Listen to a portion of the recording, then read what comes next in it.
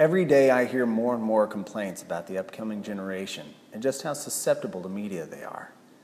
It's as if they emulate whatever they see without bothering to ask if they should. That susceptibility scares us, so we worry about what they watch and listen to and how it will affect them. The usual response is to try and control the art. If only we had less of this or less of that in our media. Yet I think there's a better question. How can we expect our students to create and digest what they intake via pictures, movies, TV, videos, and music when we are not equipping them to do so?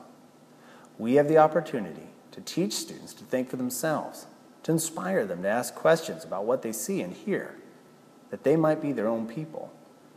Just as we do with literature, we need to teach them to deconstruct and process what they see.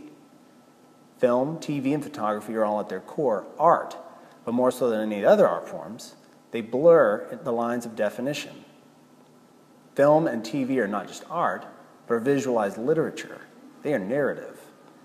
At the largest scales, they bleed over into business and people management and are collaborative in nature.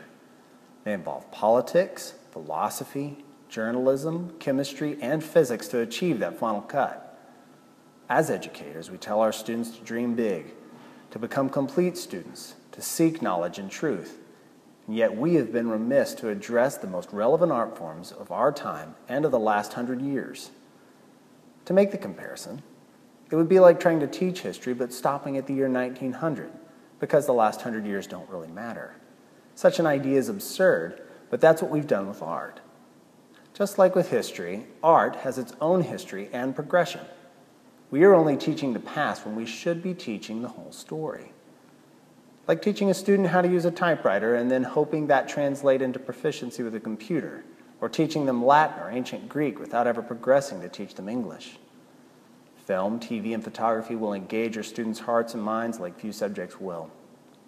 And 50 years from now, every school will be teaching film, TV, theory, and production.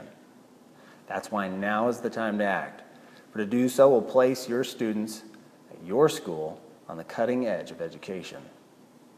My name is Nicholas Lanning. If you're interested in what I've said and would like to know more, let's talk.